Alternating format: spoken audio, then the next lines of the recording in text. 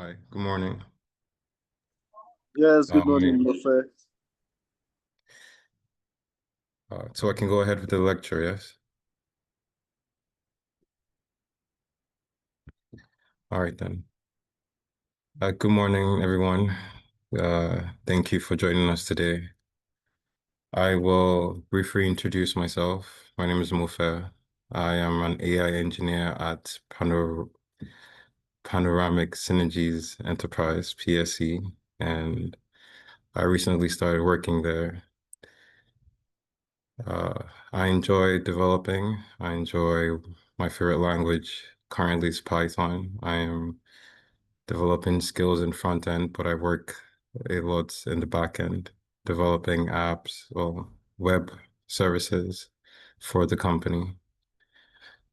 Today's lecture will be talking about prompt engineering and building a text generation app. I will share the slides soon and then we shall begin.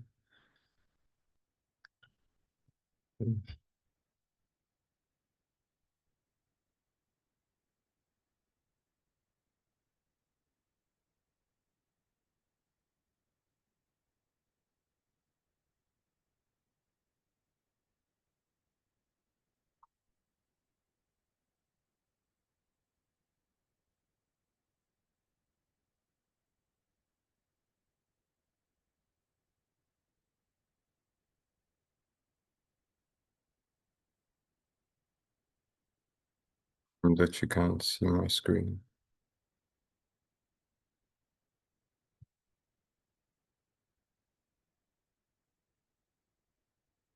Yes, we can see your screen.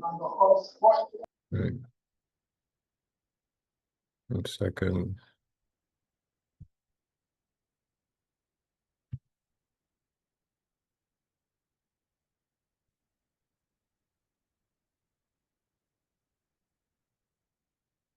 All right, so thank you once again for joining. Welcome you to the class.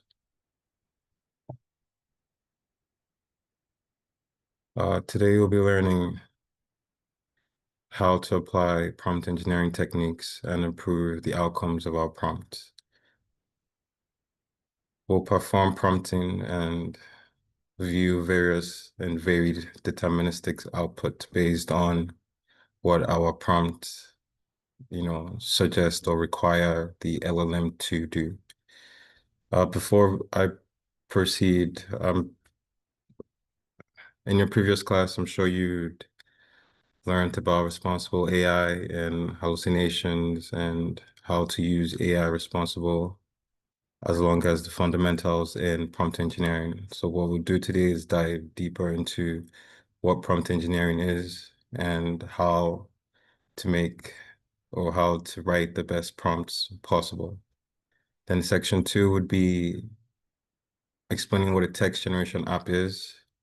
We will build an app, right? We'll use Azure OpenAI, deploy a model, and get the credentials and build an app, and vary that app to produce our desired outputs in a sense. We'll also monitor the tokens and temperature to determine the type of outputs our LLM produces. So section 1. Prompt engineering techniques and performing varied deterministic output.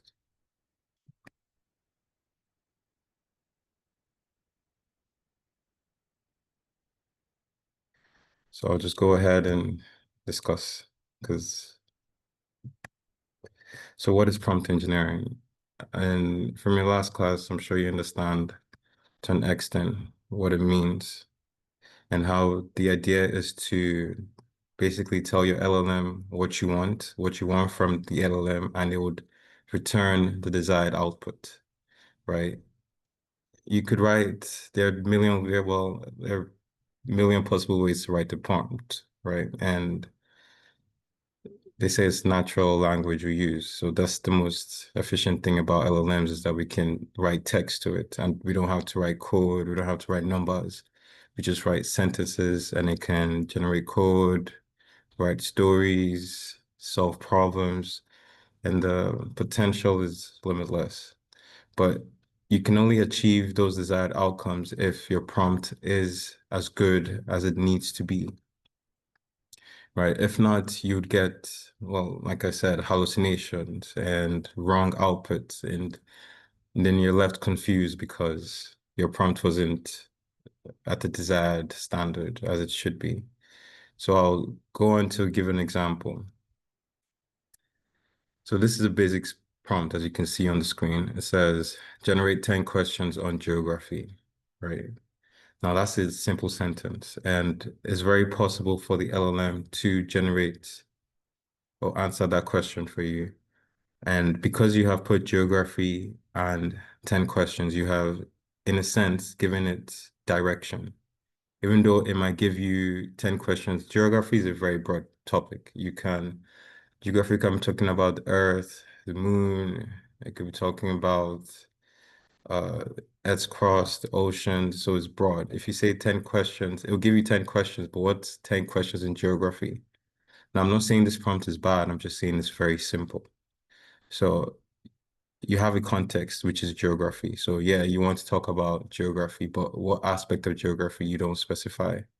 And then you limit it to 10 questions. So yeah, there are a billion topics in geography, but you're asking it just to give you 10 questions. It could give you one about Earth, one about the moon, one about the different planets, so many varied outputs. So you're left wondering, all right, so where do I go from here? So there are limitations to a simple prompt. Although you have a big topic like geography, the countries, capitals, and so on, and you have a format in which you want it to produce your outputs, like the 10 questions, it would be too generic. It will not give you a fine-tuned answer. As you can see, so far we've seen a simple prompt example, but generative AI is coupled with so much more to help people in a variety of roles and industries. So now we'll go ahead to learn the various basic techniques.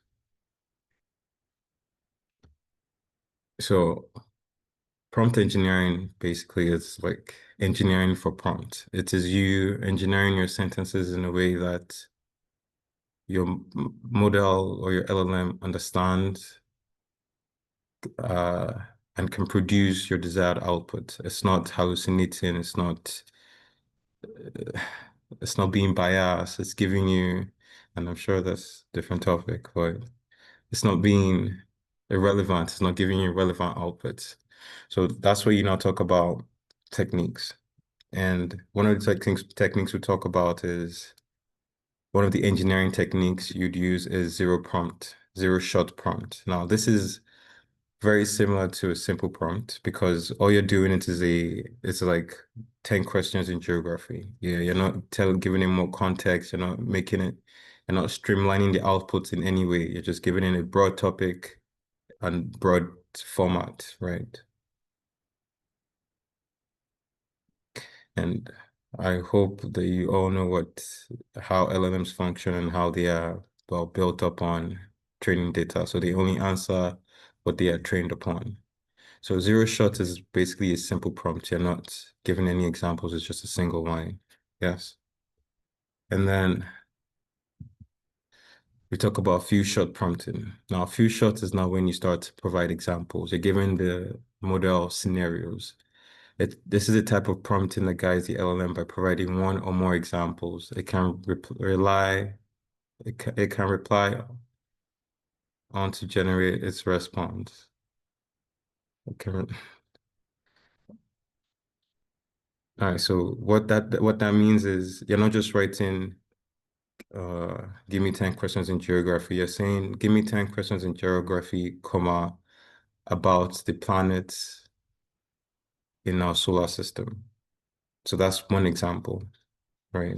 So that's the difference between a zero prompt and few shots. And you could have more than one. I said about the planets of solar system, you can also specify and say, also add information about any exploration trips human beings have made outside Earth and uh, and so on, right? So that's you giving it one or more examples so that it knows your desired output.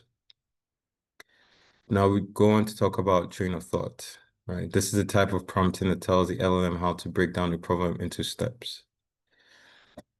Basically, what train of prompt is you want to understand how the machine learning model derived the solution. And from your prompt, you usually can't just tell it to go through go through different steps before you get to the solution. But we'll look at that furthermore as we go on. And then you also have generated knowledge. Well, generated knowledge in a sense is just you adding already known information to your prompt, right? And based on that information, your LLM can now produce a desired output. It could be the name of your company and what your company does and all those things. It's just streamlining your prompt in a sense. And then least to most. So least to most means just like the train of thought, you're asking it to break down the problem into different steps, right? And then you analyze those steps to get to your major solution. So it could be, and again, we'll see more when we go further down. And then you have self-refined. Well, this technique involves you telling the LLM to go back based on the output to go back and refine the output. So if you, like our previous prompt, you tell it, generate 10 questions in geography, then also about the solar systems, and then the people that have visited the other planets, right? It comes back with an output. But now you're seeing it's too generic, it's not to your standard. You tell it to go back, look at your output and fine tune that output for me. So now you want it to be more specific. You want it to talk only about Mars and you want it to talk about two planets. So that in a sense is telling the LLM to self-refine its output. And then when you take prompting, it's basically when you tell the model after you prompt it and it gives you, okay, give me 10 solutions to flawed Nigeria, and then it gives you the 10. Then you tell it to, okay, I want you to pick out each solution and further elaborate on how we can reach a solution. So like develop more gutters. How can we develop more gutters? How can we tar the roads and better drainage systems and all that? So I'll briefly go over all the techniques. So zero shot prompting is, like I said before, a simple prompt. You tell the LLM what you want. Prompt, what is algebra? And he answers you, algebra is a branch of mathematics that studies mathematical symbols that and the rules of manipulating the symbols. And that's algebra. It's a simple prompt. To some, this is a simple prompt with a decent answer, explains to you what algebra is. But for someone as a PhD student that wants to know in detail, this will not be enough. So then you go on to field shot. Now it says this is the type of prompting that helps models by providing a few examples along with the request. Now the prompt is write a poem in style of Shakespeare. All right, that's an example. Here are a few examples. So that's your first prompt, which tells you, okay, you want to talk about Shakespeare. Then you say, here are a few examples of Shakespearean sonnets. Sonnet 18. Shall I compare thee to summer days, thou art more lovely and more temperate? Sonnet 116, another example. Sonnet 132, another example. Then you say, now write a sonnet about the beauty of the moon. Now, because you have told the model to write like Shakespeare, and you're giving it examples, it knows what your output, what your desired output is. Excuse me. It knows what your desired output is. Now, and it answers, upon the sky, the moon doth softly gleam in a silvery light that casts its gentle grace. This is exactly what you want, right? And again, because of the examples, you have your desired output.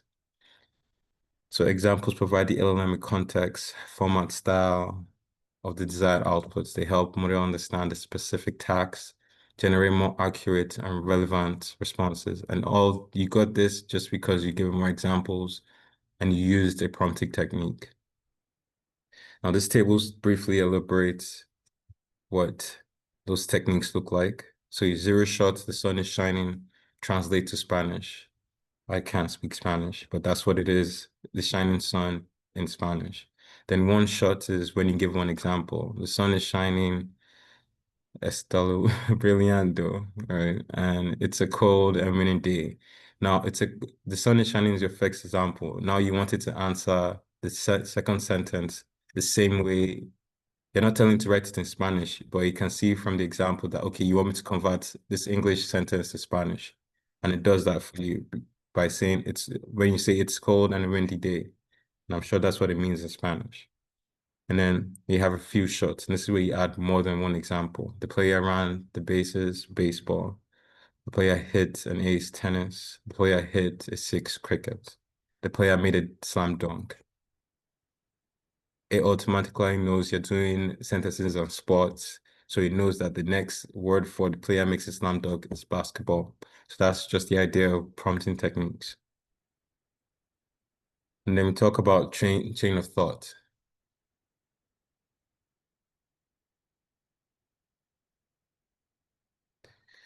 All right, so this is also another means of giving context and examples to your LLM. You'd So you look at the first prompt on the screen right now. It says Alice has five apples, throws three, gives two to Bob, and Bob gives one back. How many apples does Alice have? Now, you would know this that it is one because Bob gives one back, right? But the model says five. And that's because you're writing it. This is a sentence. This is English. You're not saying, oh, five minus three minus two plus one. No, you're writing in a sentence. So the model now doesn't necessarily understand what you're trying to achieve. But so what you do now is you explain your chain of thought to the model by giving it an example. So the LLM answers five, which is correct. Correct answer is one, given the calculation three minus five minus three minus two plus one.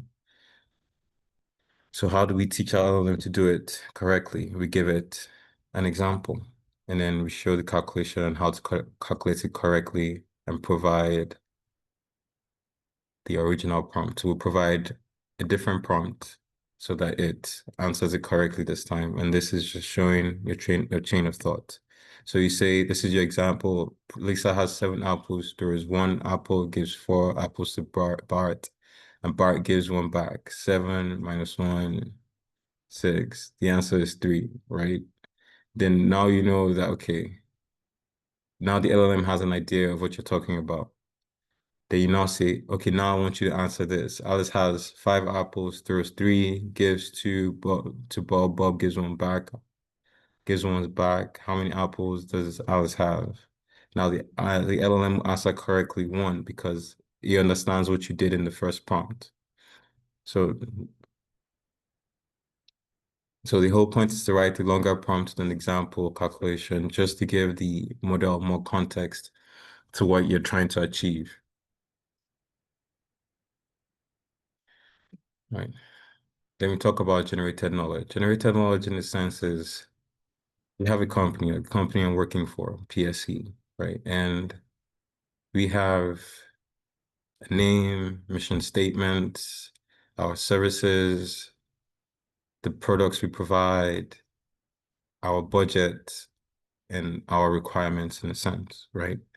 Now, if you see on the screen, there's a template. You see company, product list. Please suggest insurance that give insurance given the following budget and requirement, right?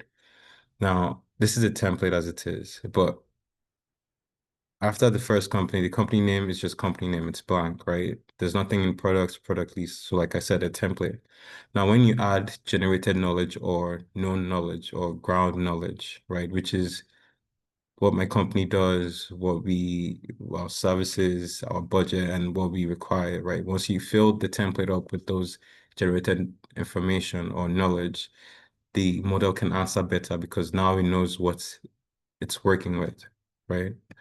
So now you say, okay, insurance company is ACME insurance, and this is our products, cars, car, home, life, right? Now, please suggest an insurance given the following budget and requirements. This is our budget and this is our requirements. Now, because we've added the information, the actual information from the insurance company, the model knows what it's talking about. Because if we had just dropped this prompt and said, oh, please suggest insurance given the following budget and requirements, it would be generic. It could be giving you Microsoft's insurance policy or another massive insurance company, right? Because you did not specify. So now once we do this, we should have a desired output. Running the prompt to the LM produces a response like, given the budget and requirements, we suggest the following insurance packages for ACME insurance. The total cost is $1,200, right? This is our budget, and this is what it's telling us that this is what we can achieve. So it's up to us now. Do we want to spend the extra $200 or do we want to cut off one of our products? It has helped us, well, help us do most of the calculation and the research and the data finding just by a single prompt.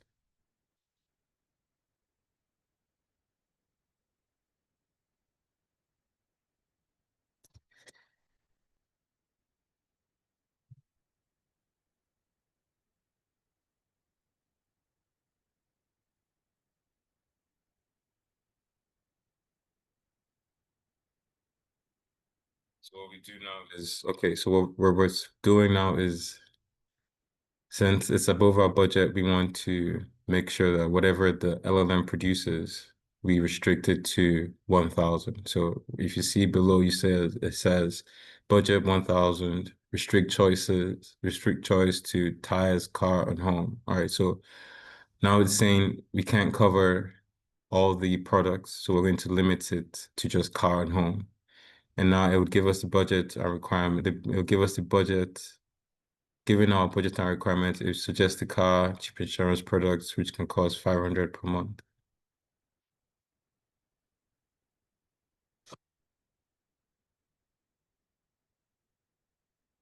So what we're trying to say is that even after adding generated knowledge, we can still fine tune our prompt to make sure it gives us what we want.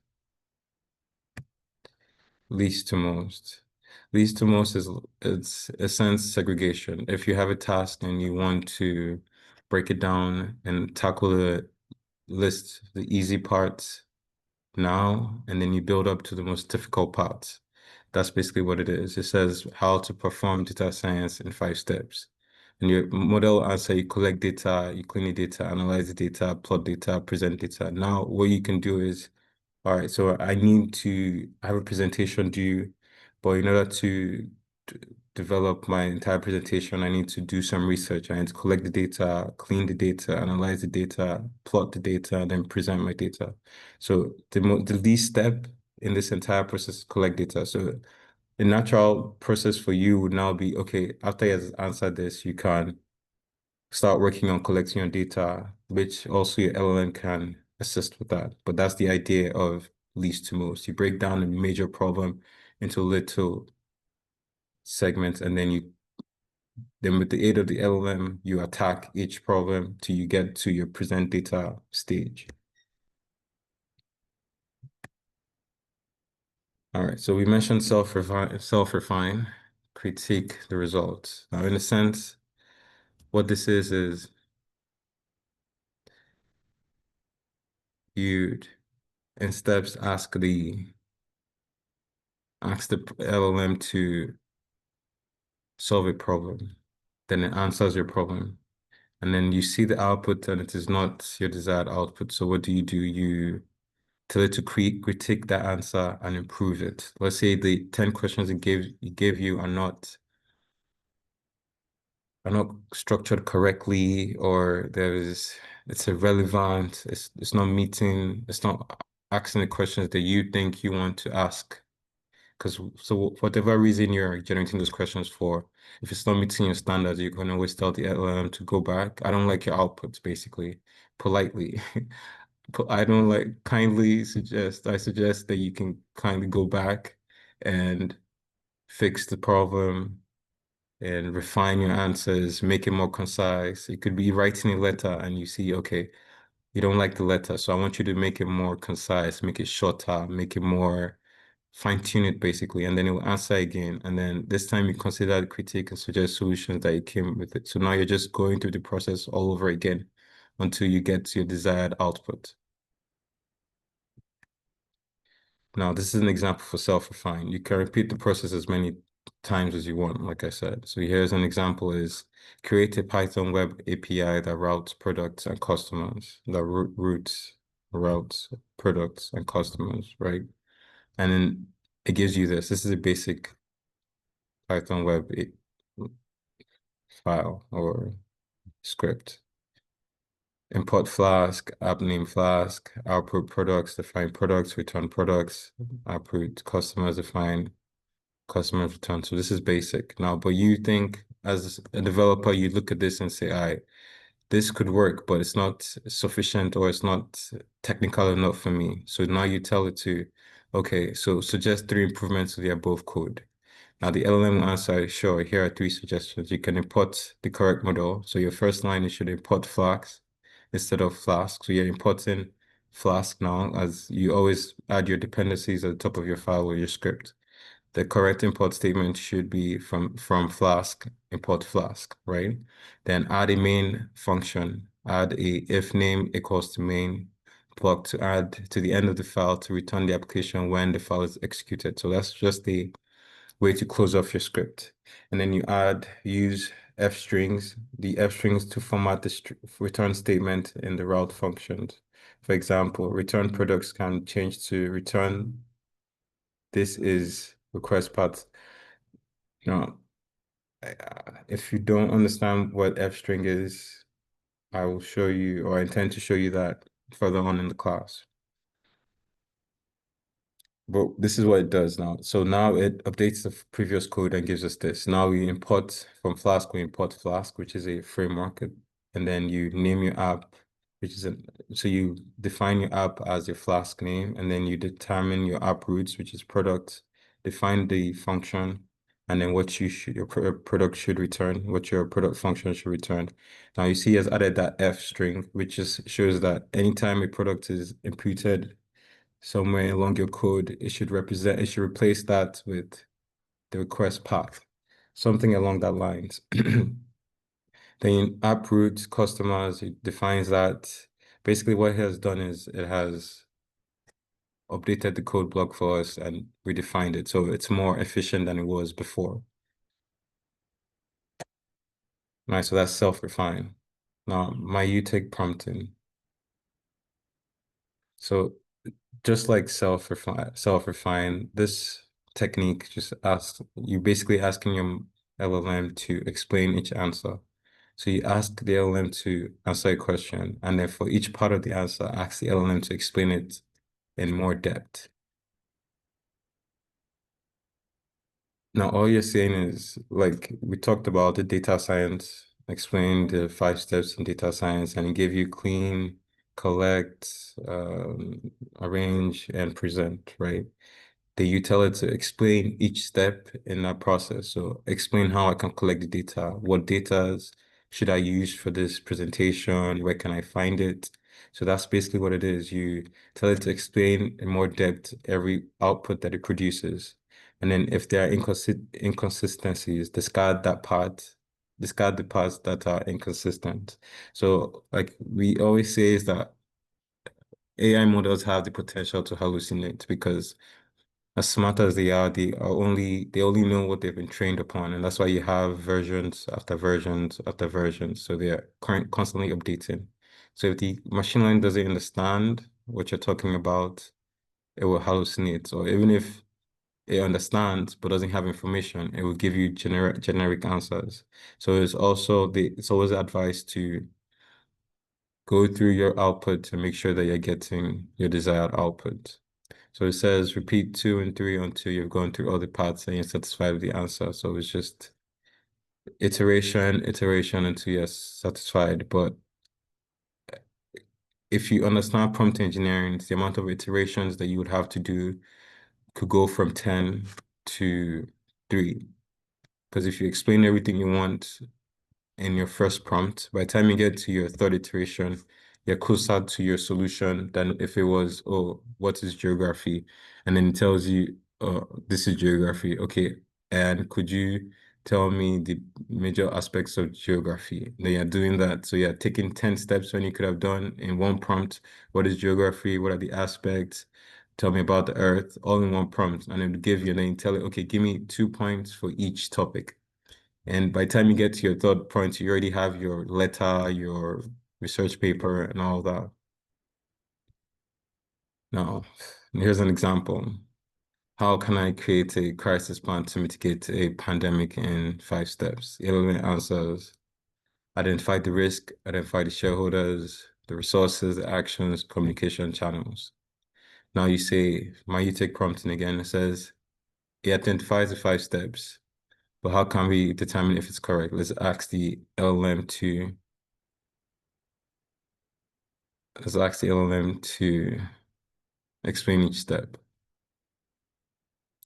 I'd like to use this opportunity to make sure we're all following, and that if we're not, and if I need to slow down or go over something again, I will gladly do that. So please, if you are paying attention, or if you're not, if you're lost, kindly let me know. Thank you. So now we're saying explain the first steps in more details. What are the risks in details with the pandemic? So now we're taking our first, well, mitigation plan or crisis plan, identifying the risk, and then we're trying to understand what are the risks involved. So we say the following risks are loss of life, loss of business, loss of reputation, customers and employees, which basically shows you what the risks involved. And you could go on to say identify the shareholders, because it could go on to say you can identify the resources that we'll need to mitigate the pandemic, and so on and so forth.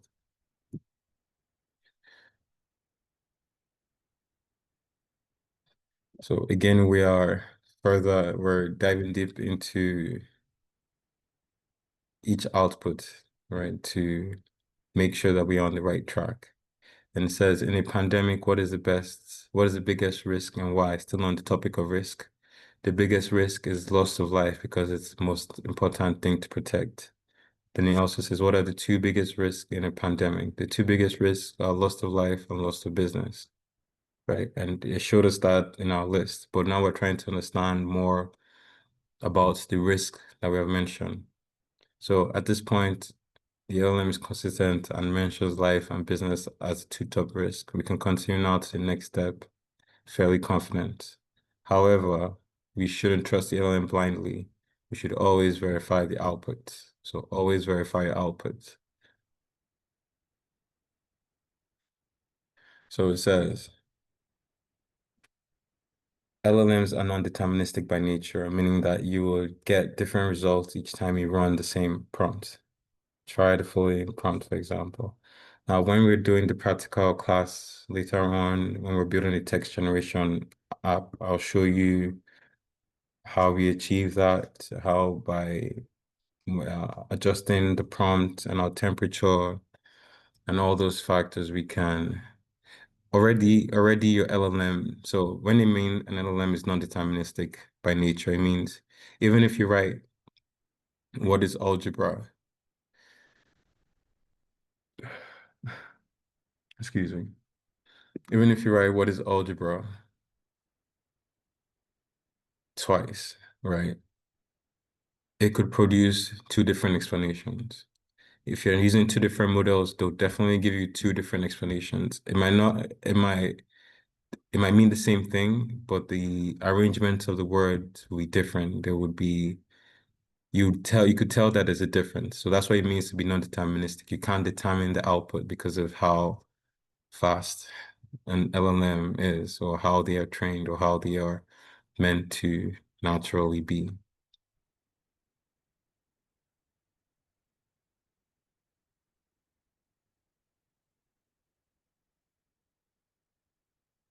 So is having varied output a problem? Yes, it's possible that to some people, right, it could be a problem, but if you're not looking for, again, a PhD holder will want, a PhD student will want detail to everything they're researching, right? Generating three questions on geography will not do that. Plus, it would probably get given it three different answers every single time. So that's when you start to use prompt engineering. But if you want basic three questions on geography, and that's not a problem for you, if you want to have three different answers every single time you run the prompt, if that's not a problem for you, then go ahead, be their guest. So that's what non-deterministic nature and varied output mean. Now, again, I'll show you further down in the class what temperature and how it affects your applications. Now, temperature is a parameter that determines or affects the deterministic nature of your model, right? If you put it on zero, which is the lowest, it's you can't determine what the output will be. It will give you the most random outputs every single time you run it. But if you put it on one, you're sure that it will give you as close as possible. So every time you run it, it will give you that algebra sentence same time as much as possible, right? It might change with one or two words, but it would be as similar as possible. So that's when you're constraining or you're restraining your model to give you, so it's possible to get your model to give you a determined answer by adjusting the temperature. And usually the standard value or the default value is usually 0.7. And there's some would say a middle point where it's not too undeterministic and it's not too deterministic. It's just somewhere in the middle. It gives you just what you want. So we'll run the temperature difference, we'll switch it from 0.1 to 0.7 or 1, and we'll see the difference in the outputs later on when we build the text generation up. Now, the good practices. Some good practices is specify both what and how you want your output to come. So you have to mention both what you want and how you want it. So it's like saying, oh, I want 10 questions on geography. You give me one sentence each, provide an answer. So, but this example says create a Python web app with route products and customers divided into three files, right? Now you're telling it what you want and how you want it. It says use templates. And like in the example for the generated knowledge, you saw there was a template and all we had to do was just add our company information into the template and then we got our desired output. So you're using templates. You want to enrich your prompts with data from your company. Use templates to do that. Template can have variables that you replace with actual data, right? So this is just good practices and then spelled correctly. Now, LLMs might provide you with correct responses, but if you spell correctly, you get a better response. This is just, well, write your English right, basically. Try to spell correctly. If your sentence is not making sense, maybe if you can't understand your sentence because you're typing too fast, I can bet that it would affect your LLM's output even the slightest way. And in that way, it just made your work slightly more difficult when you could have just said your sentence as direct and as plainly as possible. Right, moving on. On section 2. So now we would go on to text generation app, and we'll build a text generation app using OpenAI. We'll configure the app to use more or less tokens and also change temperature for varied output.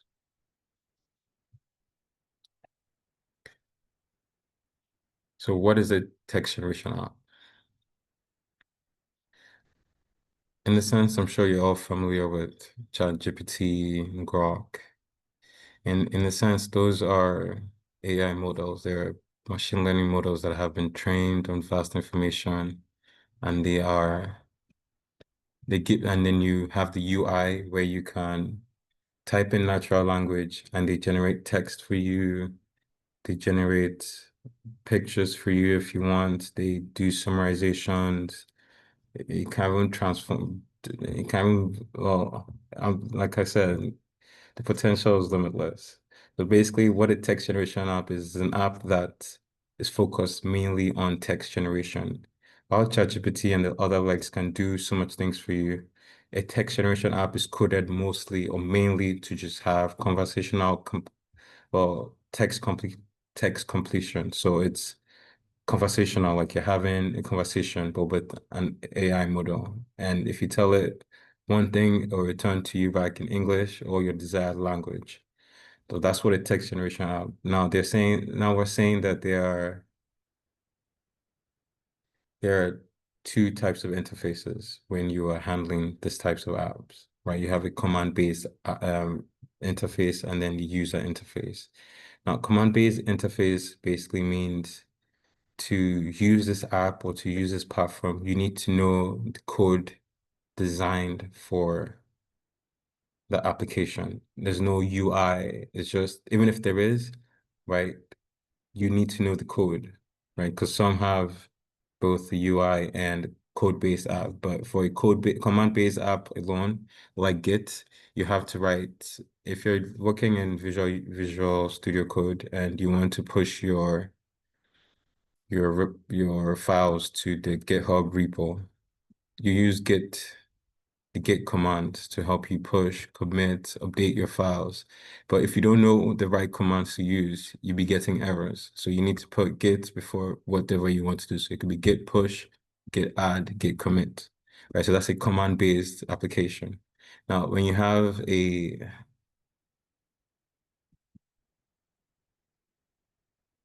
apologies, I saw a hand raised. Sorry, you can go on. You can go on. All right. Mhm. All right then.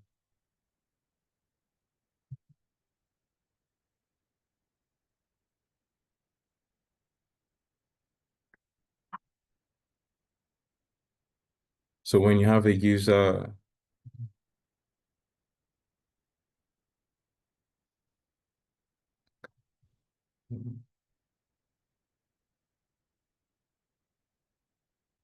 all right. So the other hand is having a user interface.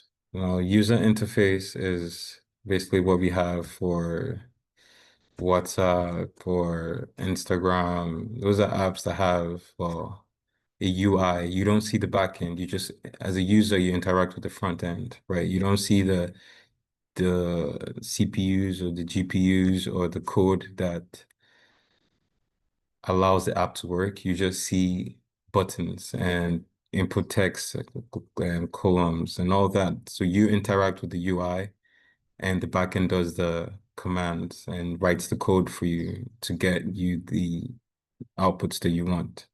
So we call that graphic user interface. That's what it is. It's like Facebook, the UI. So those are two different types of interfaces for applications. Now,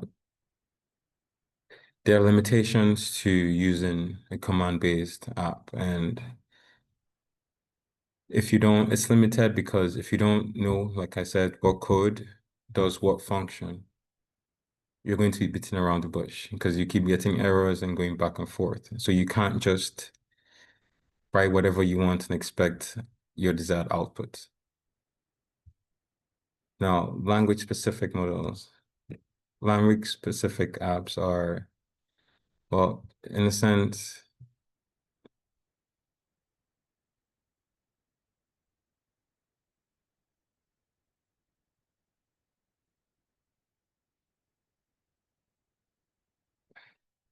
so language-specific.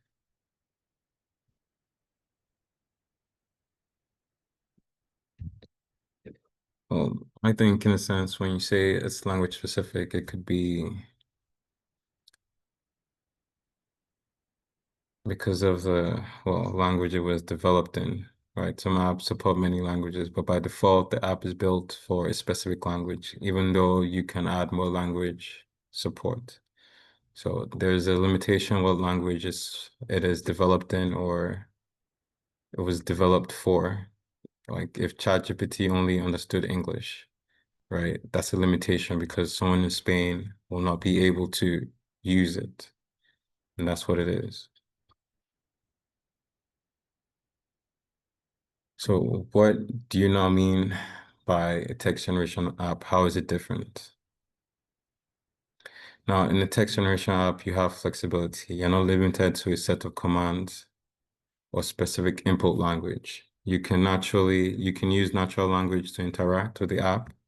Another benefit is that because you're already interacting with the data source that has been trained on vast corpus of information, whereas the traditional app might be limited to what's in your database. So all they're saying is that you have a large flexibility with your text generation apps. You don't have to write code. You can just talk to it in natural language. And although it can only provide information on what it has been trained on, it gives you a vast pool of information to pull from. While traditional apps where they're just like, I'm thinking of something simple, a basic traditional app that doesn't know outside what it ought to know. It's like you going to Instagram and saying, "Oh, I need 10 geographic questions." It won't be able to answer that. So that's in some sense the difference between what a text generation app is and what the traditional app is, which is limited on what's in the database.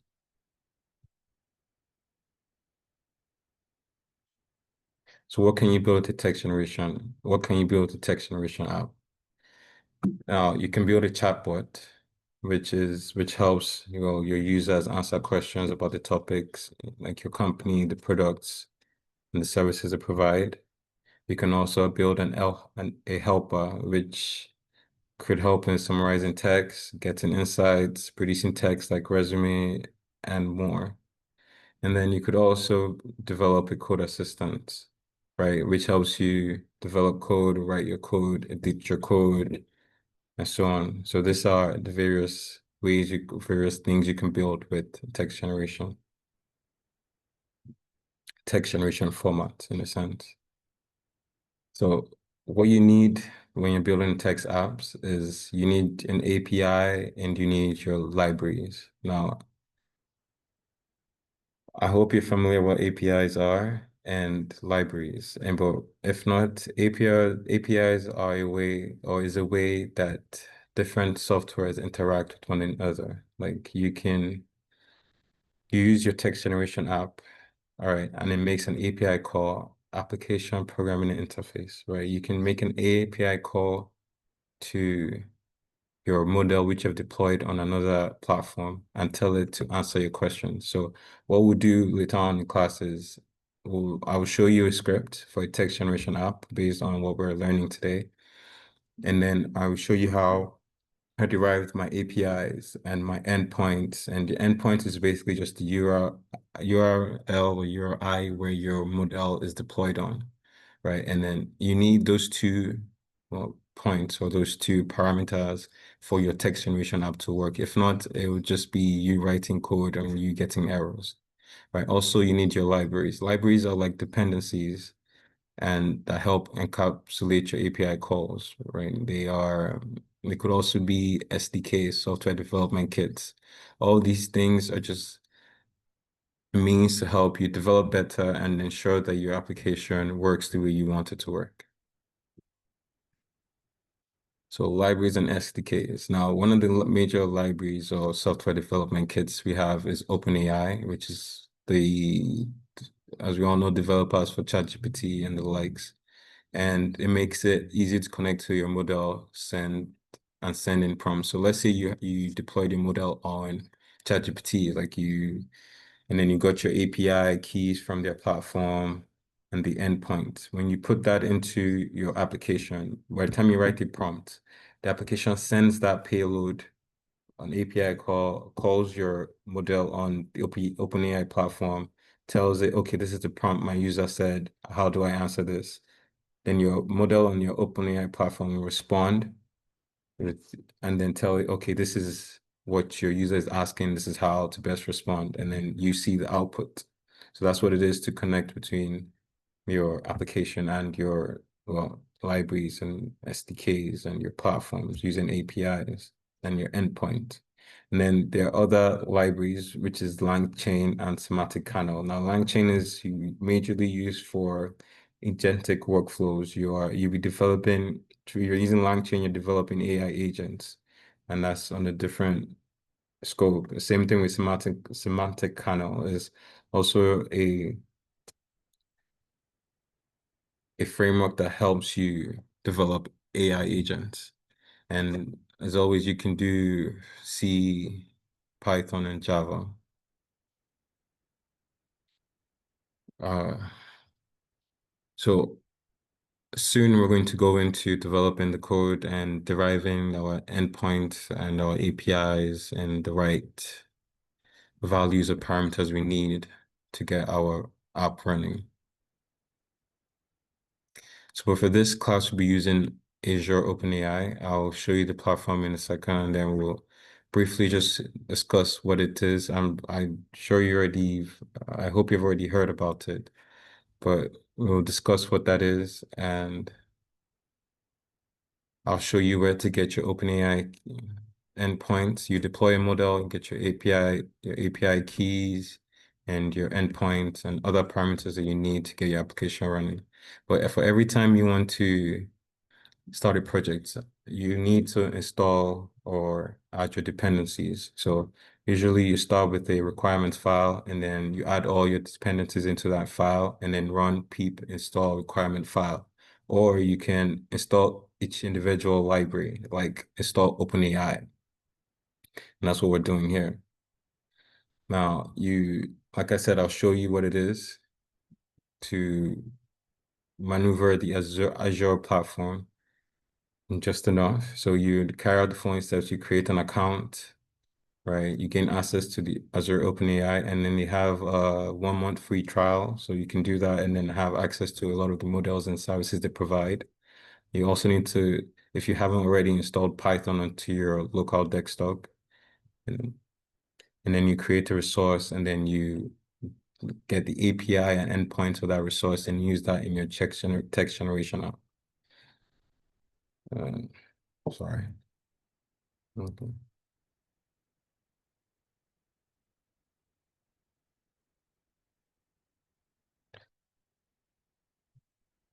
Sorry, hold on.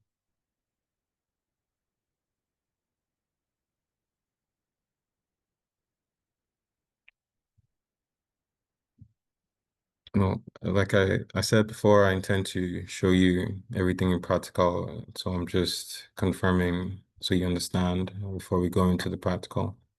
So like I said, at this point you need to tell the OpenAI library.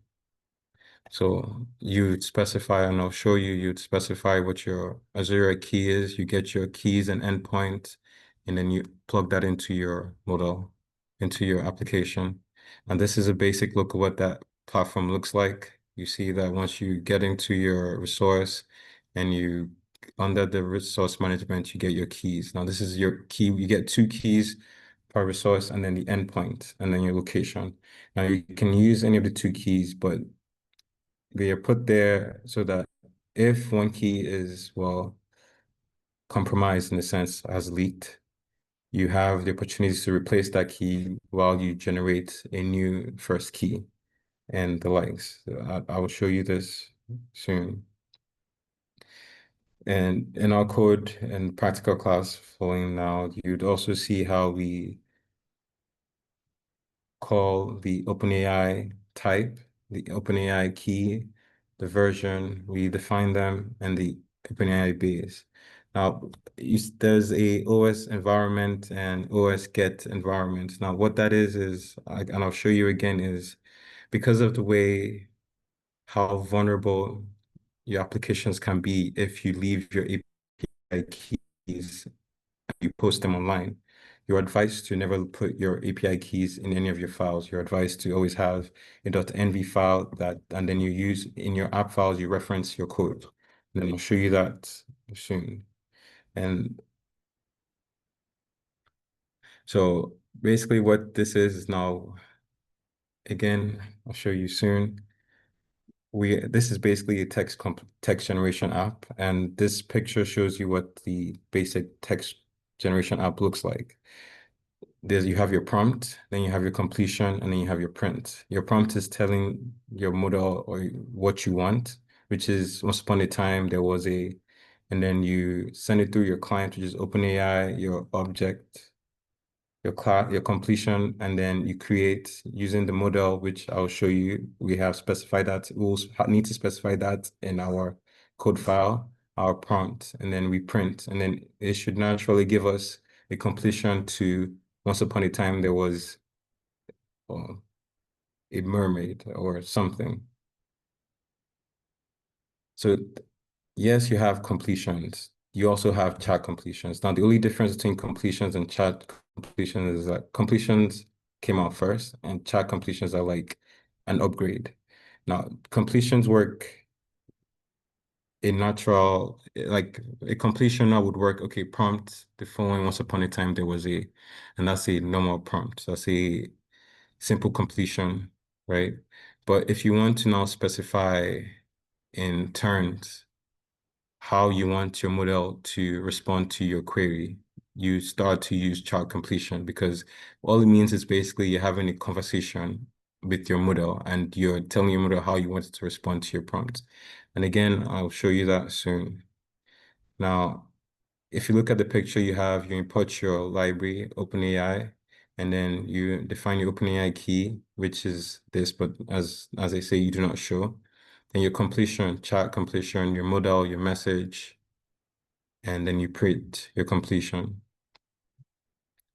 Now, before you start any project, it's advised to make a virtual environment, activate it before you start and install your dependencies. What a virtual environment does for you is it gives you a isolated environment for you to develop your project in, right? So that every time you activate your environment, all your dependencies, all the files, all the things you need are already downloaded onto the environment, right? So that you don't need to keep installing your dependencies or your libraries every time you want to use that file. You just need to activate your environment and then you can go ahead to developing and proceeding.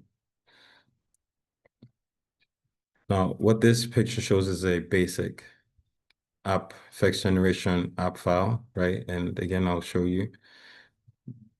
You see that you import your library first, you determine your API key, the type, the version, API base, and then your deployment name. Again, I'll show you how to find all these variables, and then you add your prompt. Complete the following. Once upon a time, there was a, and then you define your message. So your message is basically who's talking. So the role, it could be the AI model, and I'll show you that in the chat completion method. It could be the AI model or you, but now it's just the user. So it's role, user, content, prompt. And then it says you make a completion. The completion is OpenAI chat completion. Now you could use chat or completion for this, but as I said, chat completion is the newer version, so it works either ways. So you use OpenAI chat completion, create models, your model name and your message equals to message, and then you print your completion. Now, if you run that file as you should, and if it runs like it should, you would have once upon a time, there was a very unhappy mermaid, and that's your output because that's what you said. Complete the text. Once upon a time, there was.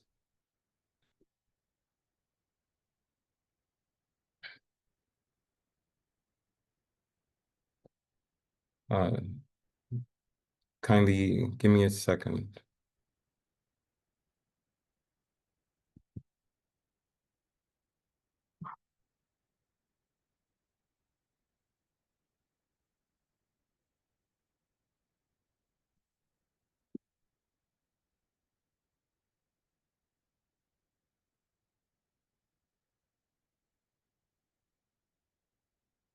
Okay.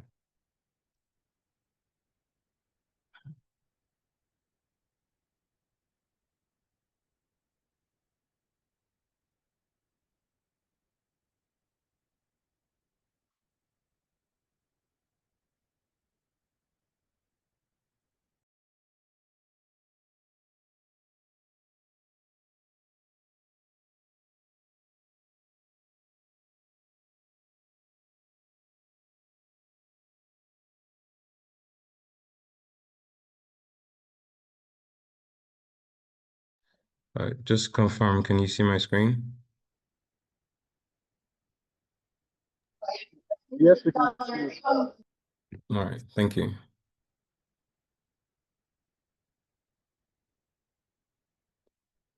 Sorry.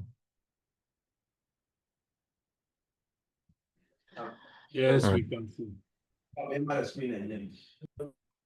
All right. So different types, the different types of prompts for different things.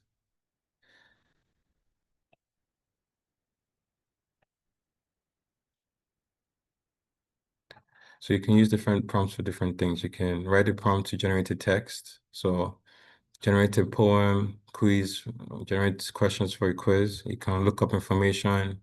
You can use a prompt to do research. What does CR course means in web development? It can generate code. It could write an entire application for you just by writing a good prompt. So that's why prompt engineering is so important, because if you write a terrible prompt, you get a terrible app. If you write a terrible prompt, you get a terrible definition. You get a terrible prompt, terrible poem.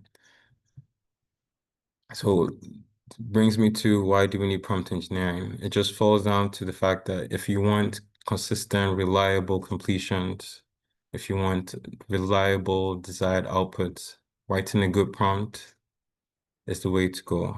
Putting effort in your prompt construction is the right direction. Now, models responses are still stochastic. And they say what that means is they're, again, non-deterministic. You cannot, they vary depending on the model, depending on your prompt. Even if it's the same prompt, it would vary depending on the model. It's just how they naturally are. So in order to battle that non-deterministic nature, you need your prompt engineering techniques to help you minimize the variations and provide a guardrail for your LLM. All right, so at this point, I will stop and then we'll go into some practical and then we'll come back to finish the slides. Hopefully, I have enough time. Permit me to stop sharing.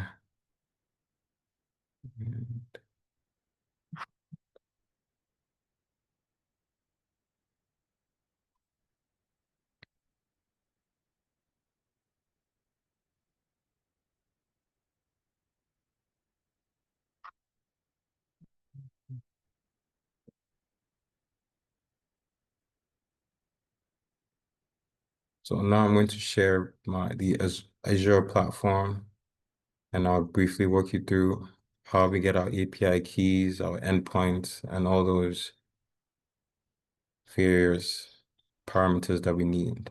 Now, Azure has well, it's the same platform, but two branches in a sense. You have your AI Foundry, where you manipulate your models, deploy your models, work with your projects and your hubs, and basically where you get to play around with all the different functions.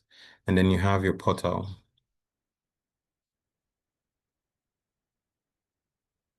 And then you have your portal. And then in this portal is it's more a management and admin side. You manage your subscription, you look at all the different features, right? And then you track and make sure that, okay, am I on track? You can check your cost management, see what resources that you currently have running, and then make sure that you're not using more than you need to. You can track if a resource is taking a lot more money than it should. You can monitor it there. So those are the difference. This is like an admin side, and this is more the hands-on development side. Now, I have developed, what I did was I can show you how to start a subscription. So if you go on to the Azure platform and you sign in for their 1 month subscription, free subscription, right? Usually you start a subscription by doing this. You can add a new one, right? And go through the entire process. Add your billing account, your billing code, your plan. And usually once you have a free trial, you have access to all these features without having to pay. Although if you start to overuse, then they start to tax you. So it was always sensible to be cautious. Now, I will not go ahead and create because I already have one for this class, but you can go ahead and create one and check all the variables you can. Usually you don't change most of these things. You leave them as they are, and then your subscription name, and then you create. But I will not because I already have one. So I'll go ahead to my second subscription, right? And then if you see this subscription now, I can look at on the left side, I can look at what's going on. I can see my access control, my overview, what resources I have, what is using what, and then my activity log, access control, and so on. But the main thing we're trying to do now is deploy a model, get the endpoint, get the API. So what I'll do is I go ahead and open a resource that I already developed.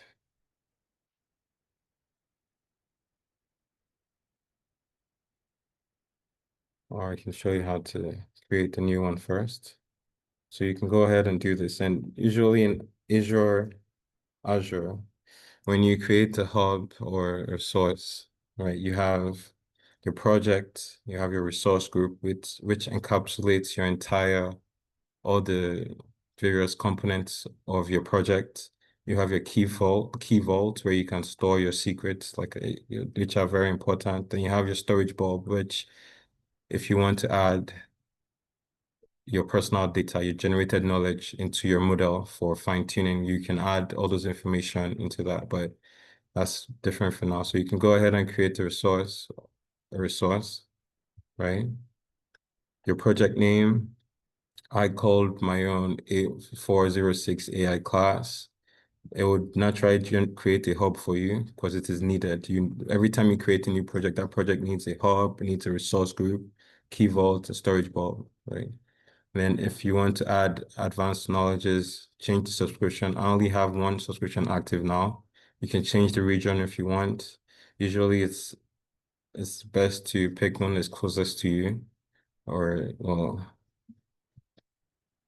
and then your Foundry, so which is basically just a management portal for your development, and then your resource group. And then you create. So once you create, that naturally gives you this. Now, you have a project here. This is your project or your AI Foundry project. Now,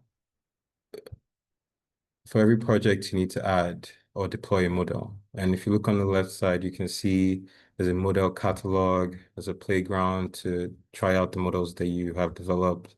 You can even work on agents, templates, you can fine tune your agents, there's content understanding, you can trace, it's tracing, and you can monitor your agent's performance and and all the lines. But we're not going to do that today. So what we're going to focus on is deploying a new model and then using those models for our text generation app, right? So I already currently deployed three models, right? This GPT 4.1, 4.0, and then GPT 3 Turbo Instruct. Now I'll explain why I'm using three different models for the text generation app when we get to the coding side of things. So naturally to deploy a model, you'd come here, deploy a base model or a fine-tuned model. If you have already fine-tuned a model, you can deploy it and then play around with it. So naturally you just search for what you want. If it was a ChatGPT, okay, I'll just go ahead and do this. I'll click on this. All right, and then it says confirm. If you confirm, you deploy the model and then you see it, it will just pop up here and then you see the details. Global standard, dates, the tokens, modified on the capacity. Now, for the first generation app, we're going to use a ChatGPT 4.0, right? And we need those details. So naturally, what this does is provides you the endpoint and the key, right, for your deployment. It even shows you how you can use that deployment in code, right? So here is how you find your key and target URL. Now, you could also go to your subscription base, and under subscription, if I go to, 1 second.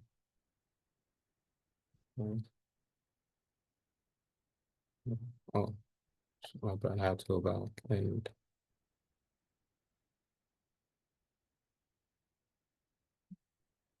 yeah, so my resources, the current resources I've developed. I would open the Foundry. Yeah.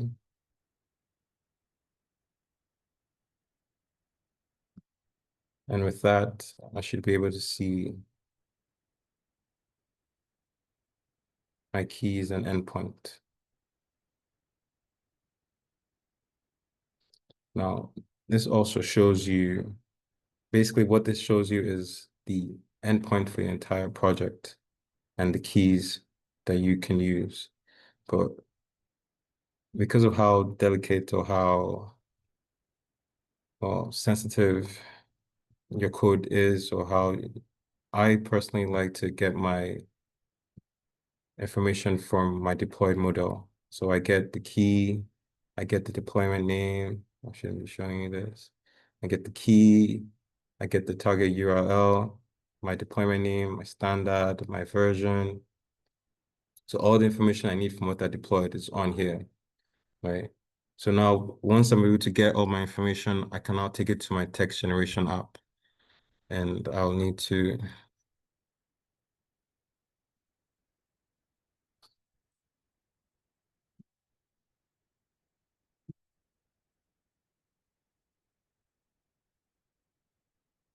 so this is our first text generation.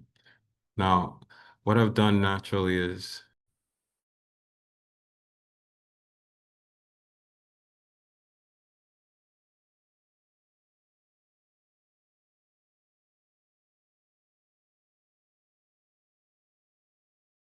give me a couple seconds, please.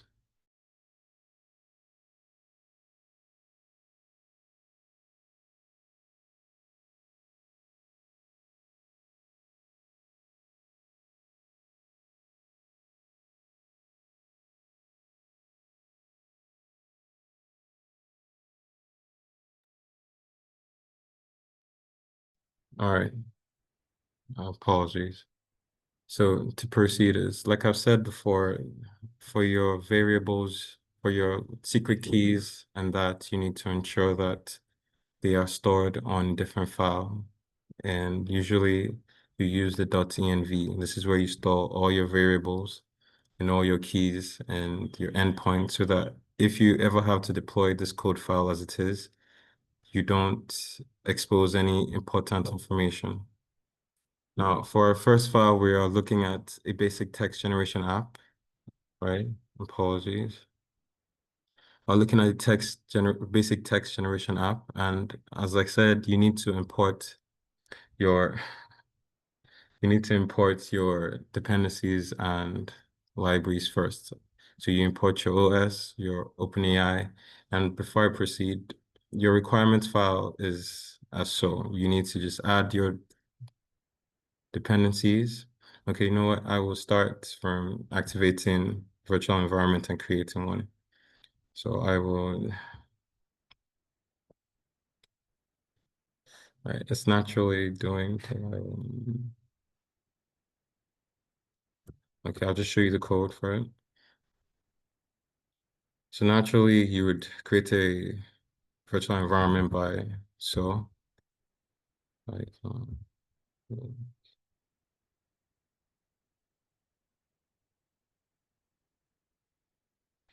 and then you name it whatever you want. But the most natural way is right. If I press enter right now, it would make a virtual environment for me, but I already have one, so I don't need to do that again.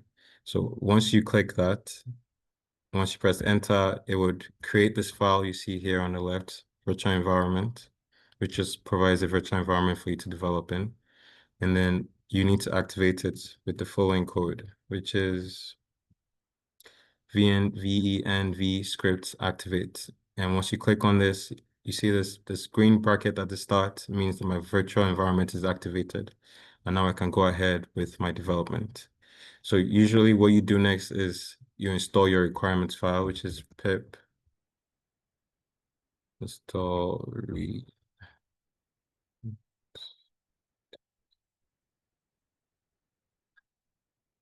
And then once you press enter, I'm going to do that because I can't. Hope I didn't get it wrong. So it's going to tell me my requirements are already satisfied because I already run the file before. So now I can go on ahead to developing. Now, the whole point of doing this is so that you don't have any wiggly lines in your code and all your dependencies are properly installed, right? So now we can just go ahead and import OS and then from .env, which is our file where we keep all our secrets, we load .env. So we're just loading this file. And then from OpenAI, we report Azure OpenAI, right? And then this line just means to load our .env file. So our file knows where to look for the keys and the secret keys that we're trying to keep away from, you know, evildoers in a sense.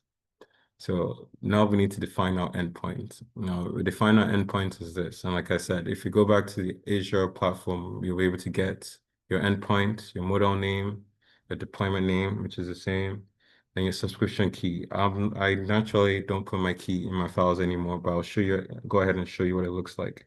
So this is what my environment key is. And then you have API key, endpoint, deployment name, API version. And then the second stack of variables is because of the way the code files are, I needed to deploy a different model to run another file, and I'll explain that soon.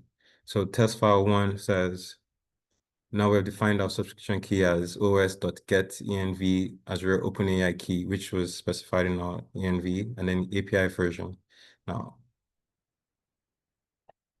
API version, which as shown, you can see on the portal. I'm not sure if you can see it if I bring it up, but you be able to get all that from your Azure portal. Then you define a client. The client is just basically you're packaging the connection between your agent, your text generation app, and the model you deployed. So you're saying your API version is API version, which we defined here. The Azure endpoint is our endpoint, API key is our subscription key. And then so I defined our client attributes. And then we go on to the response, which is client dot. So like I said, chat completion, then you create, right? Well, again, the wrong file. Apologies. Okay, I'll finish this then. So response is chat completion create.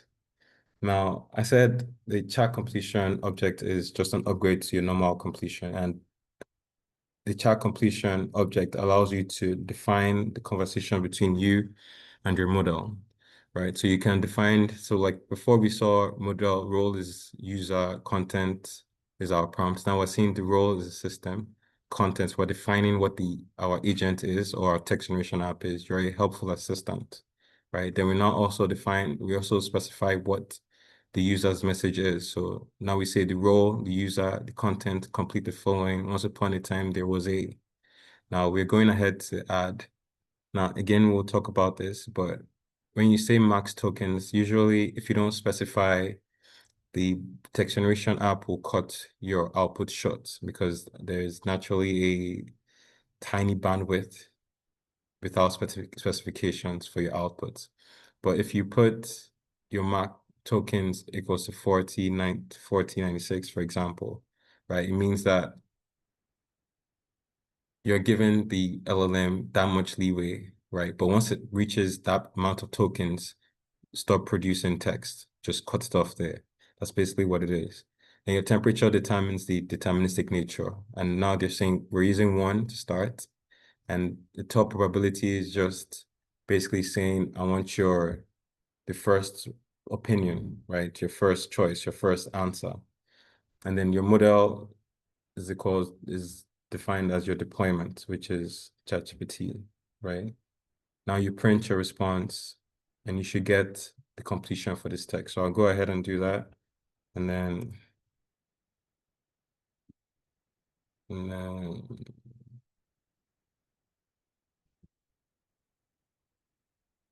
oof, sorry, this is, I need to specify what folder I'm working in, and I didn't. So I will do cd.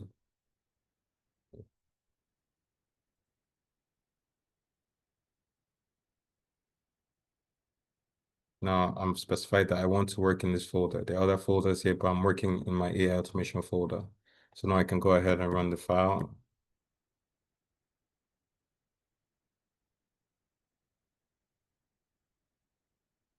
So it completes our story, and it says, once upon a time, there was a young dreamer who lived in a small village surrounded by running hills and endless skies. I could go ahead and read this entire story, and I'm sure it'll be enjoyable. But the point is being passed across. We are text generating with code and API calls with our model that we deployed on Azure. Now, the next text file will be just a different variation, but this one more secret than the previous one. Now I've removed all my variables. I've removed my API key. You're not seeing my version here. You're not seeing the API, the endpoint, the deployment name, none of that. What you're seeing now is the variable I have defined in my .env file, right? In this first set of variables.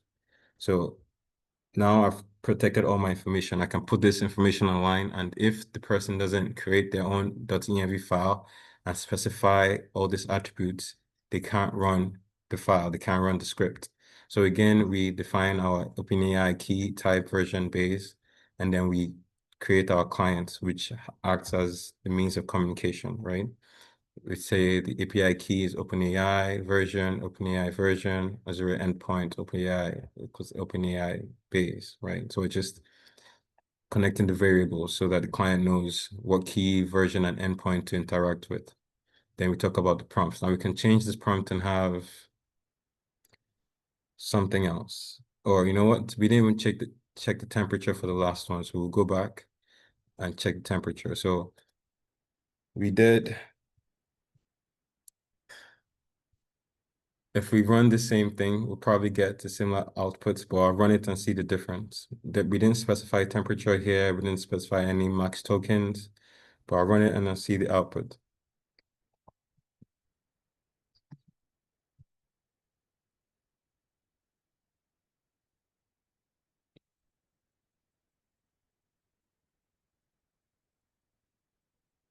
So this one has a different story completely. Once upon a time, there was a break. Now we see that it's non-deterministic. It's the same prompt, the same model, different text file, different run, different story. Brave little fox named Finn, who lived in the heart of a vast and enhanced forest. Finn was unlike any other fox, and we can go on, but this is another captivating story, right? Now, if we go back to text one and we change our temperature, which we would see later on in the class, but I might as well do it now, and put it to 0.7. Right, we save our file and then we run it again.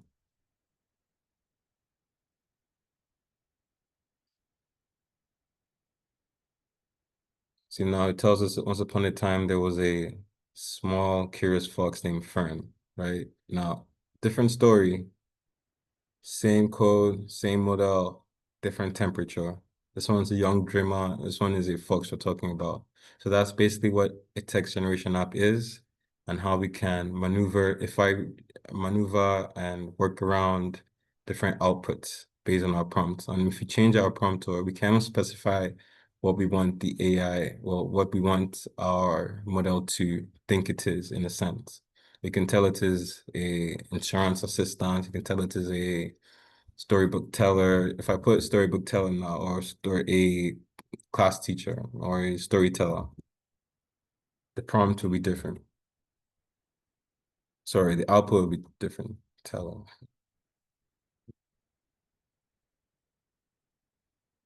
right? And we save it, and then we run test one again.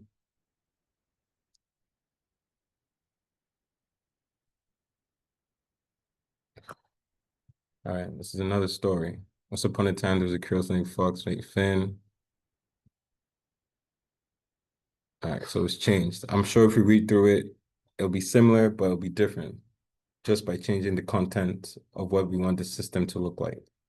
And that's what it is to generate a text generation or develop a text generation app using our Azure endpoints, key, and the likes. Now, at this note, I'll stop here and then we'll go back to the slides, finish the slides, and finish the practical.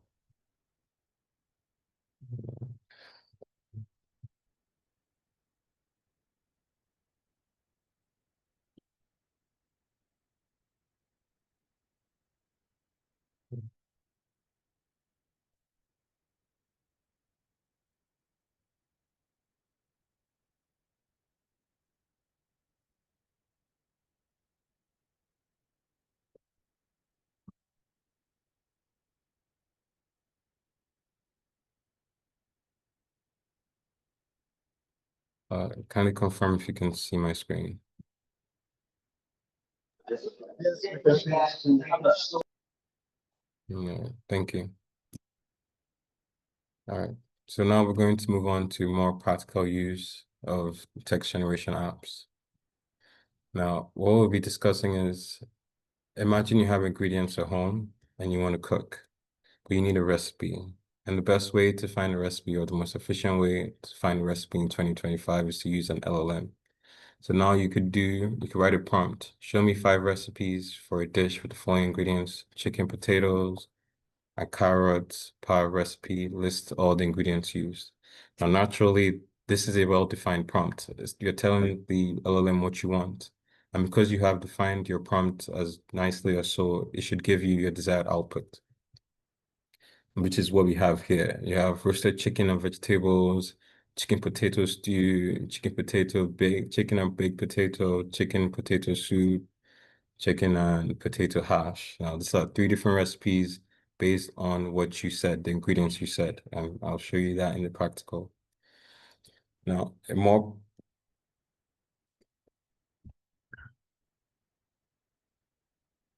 so at this point, what could be useful improvements are so now we can now further refine our prompt to add filtering so we can filter the ingredients and be like, I don't like or I'm allergic to this, and that. You can also specify, produce a shopping list in case I don't have any ingredients at home. So now you're telling it to filter out the output, and then all you're doing is refining your prompt because now you actually want to cook this. So you wanted to make sure that okay, whatever you're giving me, I'm not going to be allergic to it. Whatever you're giving me, if I don't have it at home, I can go and buy it. So you say, please remove recipes with garlic as I'm allergic. And so like this is self-refining as I'm allergic and replace it with something else. Also, please produce a shopping list for the recipes considering I already have chicken, potato, carrots at home. So once you send in this prompt as a self-refined prompt, it gives you the same output. Well, not the same output, but another list of recipes, but without the thing you're allergic to. I'm sure we won't see garlic here. And then it gives you a shopping list of things we need to buy, right? So that's you further fine-tuning your prompt to get a more desired output. So we will go ahead and build a recipe generator app, right? And then I'll show you how we can maneuver our prompts to get different outputs. All right, so this prompt says, show me 5 recipes for a dish with the following ingredients: chicken, potatoes, and carrots. Per recipe, list all ingredients used. And then this is our output: chicken stew or potato carrots, the ingredients used, the other recipes, and the ingredients used.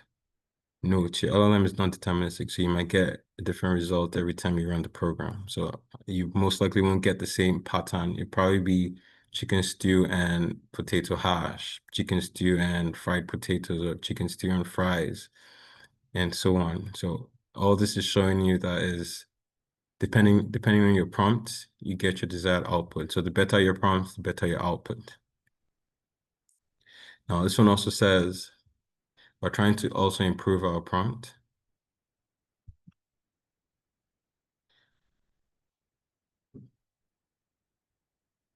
So now all we're doing in this file is, and again, I'll show you, is you're specifying the number of recipes you want the model to. So you're just further iterating your application. So you're giving yourself, the users, the opportunity to request the amount of recipes they want and to add the ingredients that they want to use, right? And then basically you're defining the variables, number of recipes and ingredients. And then the user adds their value right after this, at this point. So you can put 4 here, you can put chicken, carrots, tomatoes right here. So this is just an example, right? And then your prompt, you now write. So this is another use of the F string. And basically what it does is it allows you to interpolate your values from the variables you defined earlier. So it says F string, show me recipes, this. So show me bracket recipes. So to be, if say it's 4, show me 4 recipes for a dish with the following ingredients. Then the ingredients should be chicken, potatoes, carrots, as you specified here.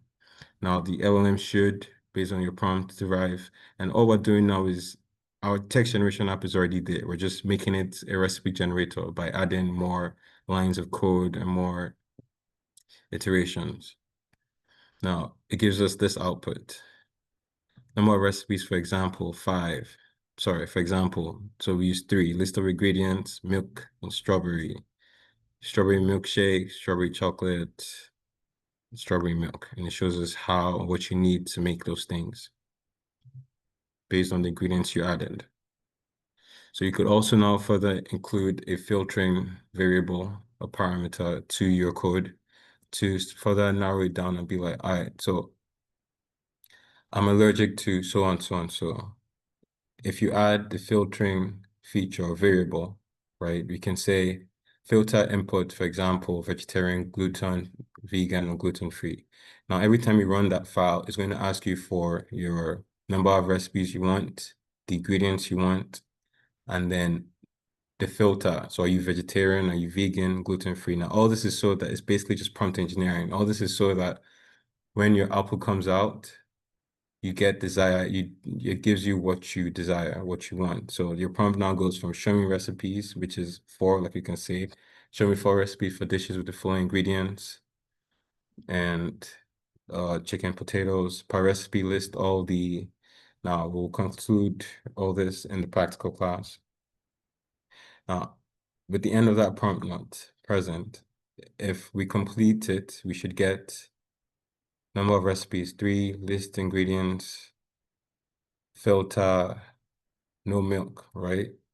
And now that you've specified what you want for the recipe generator, once you run that file, it will give you fresh onion soup and all the ingredients needed. Right? If you specified for a shopping list, it would add that to it. So that's you generating a text generating recipe app, or recipe text generating app in a sense.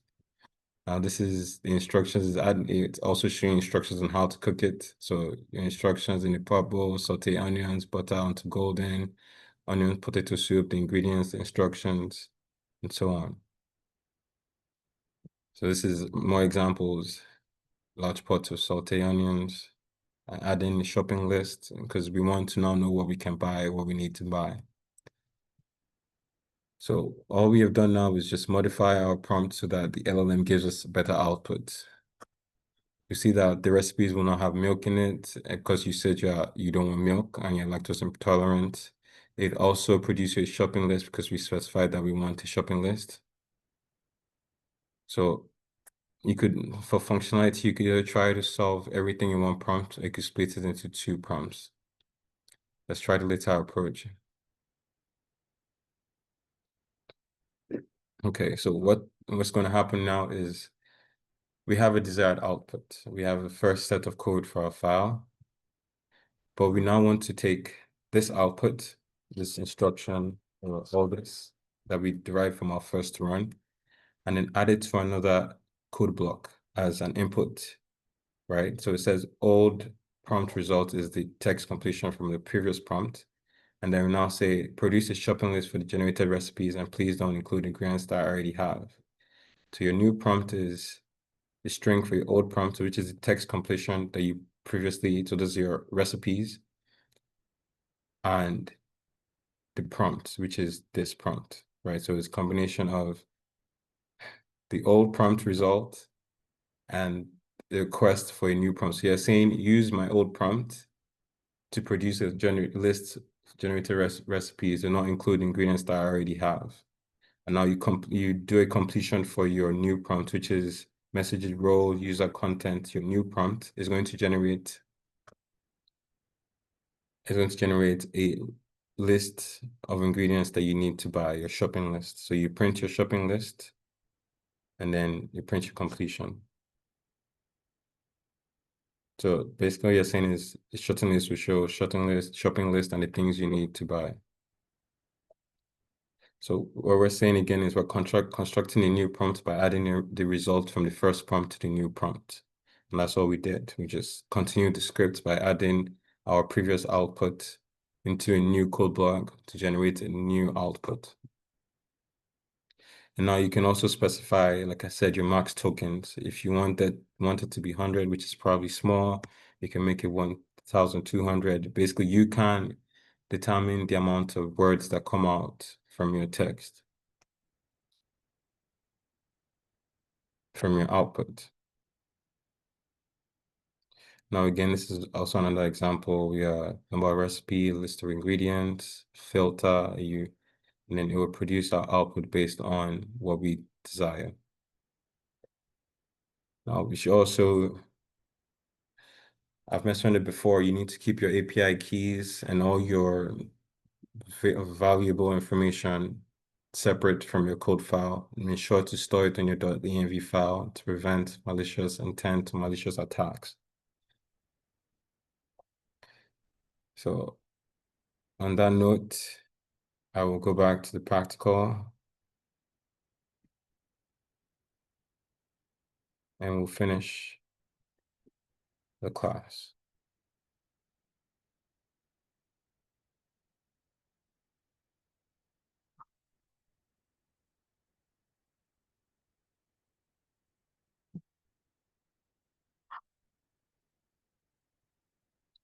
All right. So we'll go to test file 3. Now again, in this file, we import our needed variables or libraries. We determine or define our keys.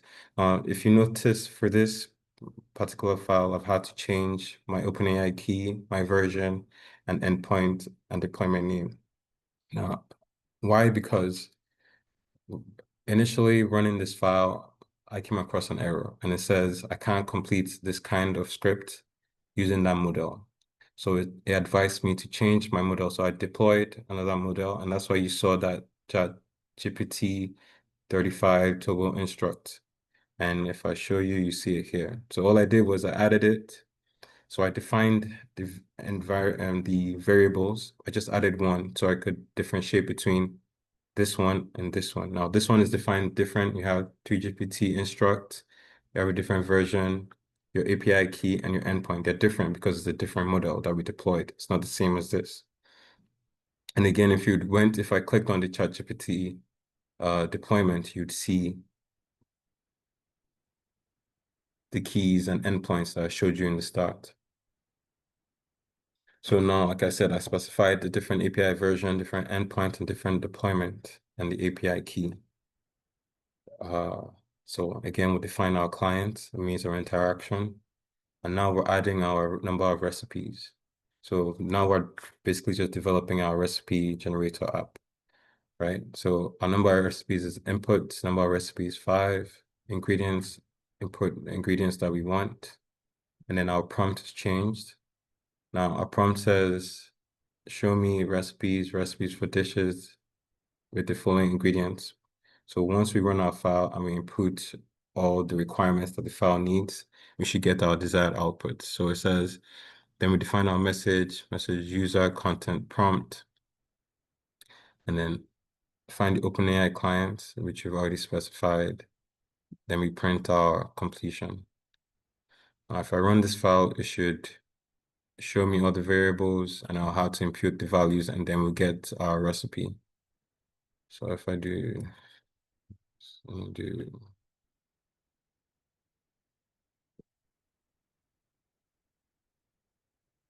All right, so we'll say two uh rice, beans.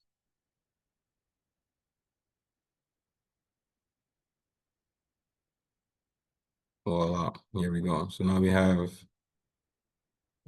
two recipes, easy rice and beans burrito bowl, the ingredients, the instruction, and second recipe, the ingredients and the instruction, right?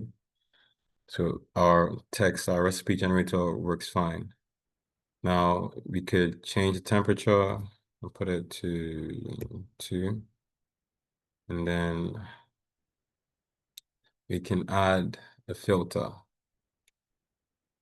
right? So by adding this, we need to change our prompt as well to also to run this. All right, so we're changing our prompt. It says, show me recipes for the dish with the following ingredients per recipe. Show me the recipe name, ingredients, preparation steps, and make sure the recipes are filtered, right? So we're going to specify no milk in our new update. So I'll save this and I'll run the file again.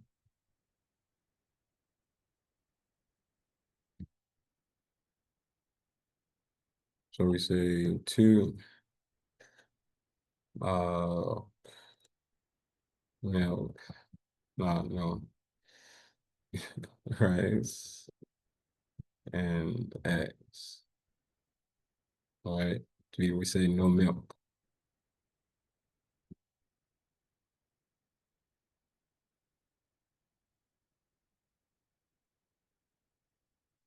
All right, so we need to,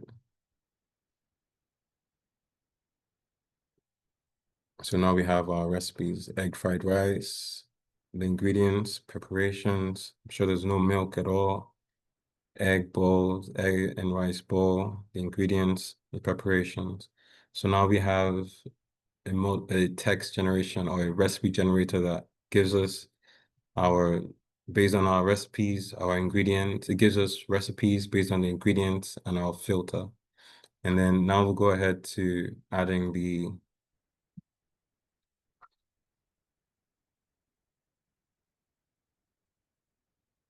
yeah, so we'll go ahead to continuing the prompt. So instead of, now we have our first stage. This is where that stops right here. Show me a recipe with the ingredients, name, and make sure that it is filtered, right? Now, I don't have that filter variable here, but the whole point for this one is to show you that we're using the output for the first run, which is recipes text. So recipes text is equals completion list. This is our output for the first one. We're going to add that into another code block as our old prompt result, recipe text. So if you look at it, it's all the same. We have our variables, we have our client, the recipe, the ingredients, and the prompt. We even specified for each recipe, include the recipe name, ingredients required, and preparation steps. Now, we define our OpenAI client and then our completion OpenAI completion, the deployment name, prompt, max token. We can change let's put it on 3 and then do this twice. And then we'll see what happens. Okay, you can put 5 too. So so after we run the first coder block, it gives us the recipe text, right? From running the first one, like we did in the previous file. But now we want to continue the code block to give us a shopping list. So we're going to input our recipe text as an old prompt, develop and write out our new prompt, which is produce a shopping list from generated recipes. Please don't include ingredients that I already have. And then we'll define the new prompt as f string, old prompt, and the new prompt. So you're imputing this new prompt into our LLM as the message. So the message is equals to raw user content new prompt, which is a combination of the old prompt and our new prompt, right? We'll run our completion again, OpenAI completion, create model deployment prompt. Let's put this as 3.52. And then top probability, we just make sure it's as accurate as possible, and that's what it means. And then if we run this file, we should get our desired output.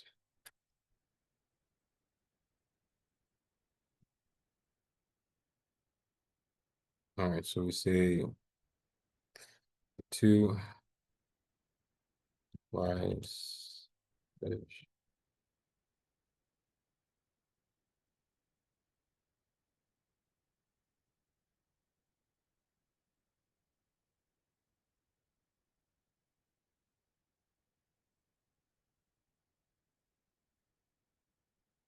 All right, so now we have running test file. We have the ingredients. So our first recipe, rice and fish and rice bowl.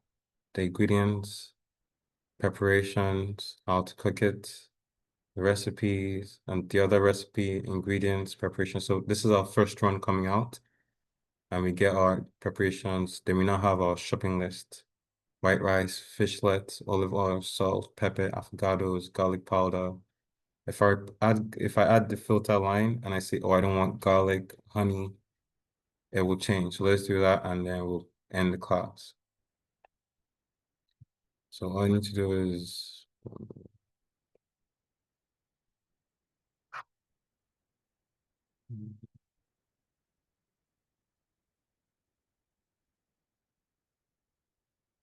and then we change our prompt as well.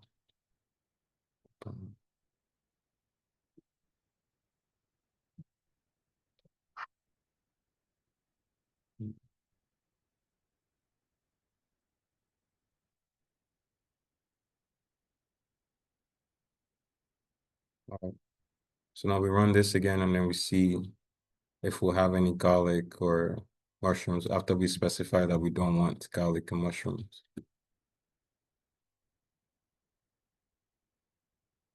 So we say 2, then we'll say rice.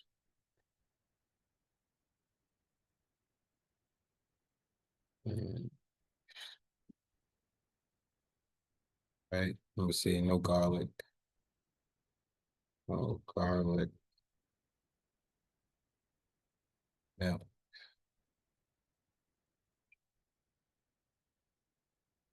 So, all right.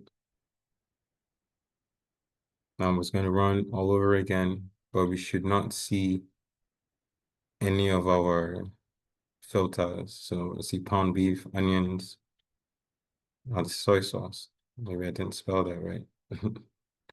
But you get the point. I hope you get the point. Anyway, so that's how you create a text generation app. And hey, this is an example of hallucination and incorrect output because we already specified. But it could also be that I didn't specify correctly. So always check your outputs to make sure you get what you want. So with that, uh, I think that's the end. We'll come to an end of the class, and I would like to open the floor for question and answers. Thank you for your time.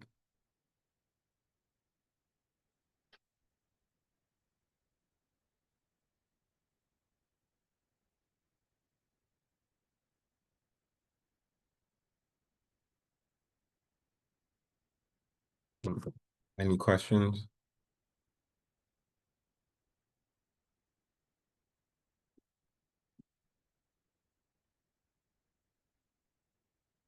All right, then.